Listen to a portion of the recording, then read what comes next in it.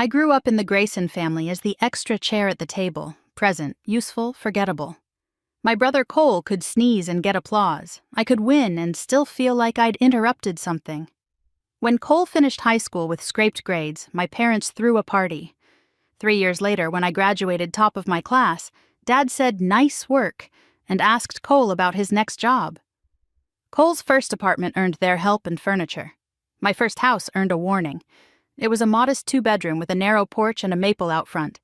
I'd saved from my federal job, skipped vacations, lived lean for the down payment. The day I got the keys, I called home. "A house?" Mom said. "Can you afford that?" Cole laughed. "She can barely afford oil changes." Dad took the phone. "If something breaks, if you lose your job, you should have talked to us first."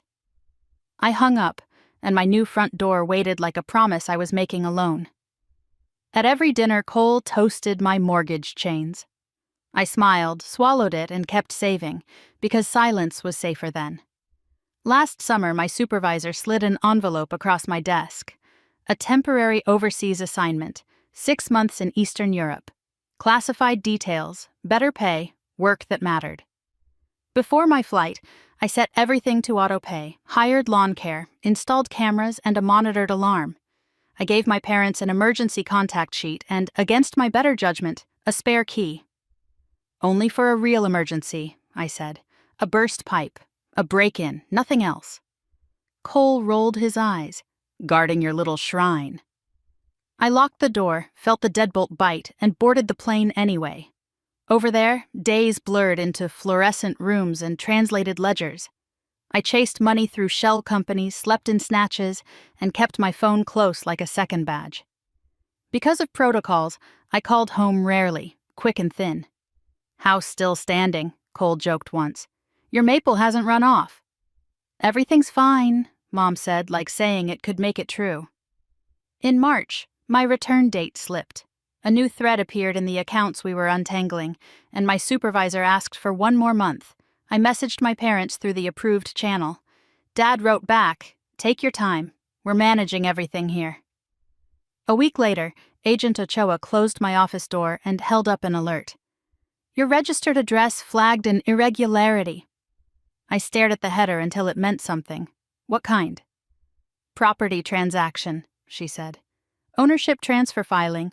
Could be error, could be leverage. We treat it as a threat." My mouth went dry. My house was the one thing I'd built without them. I flew home under a fog of rules. No calls, no explanations. At dawn, I turned onto my street and saw the sold sign before I saw the maple. A lockbox hung from my front door. My cameras blinked, but the front one faced the wrong way. My key slid in, refused to turn. I dialed the number on the sign. "This is Lena Grayson," I said. "That's my house."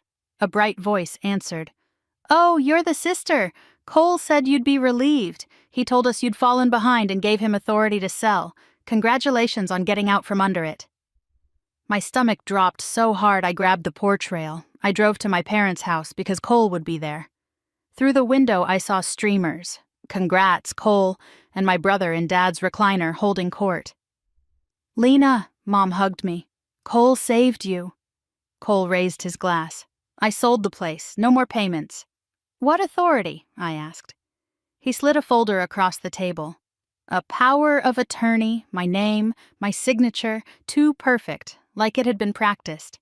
You signed it before you left," he said, "for emergencies." I opened my banking app. Every mortgage payment posted on time. "There was no emergency," I said. "You forged this." Dad blinked.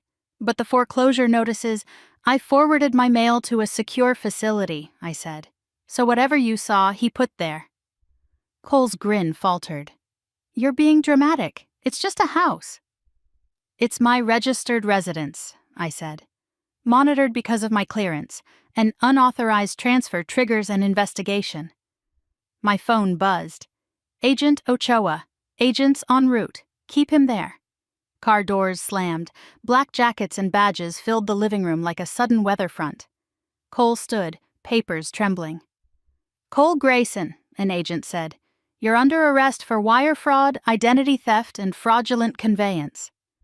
The buyers were victims too, the agent added, and restitution would follow soon.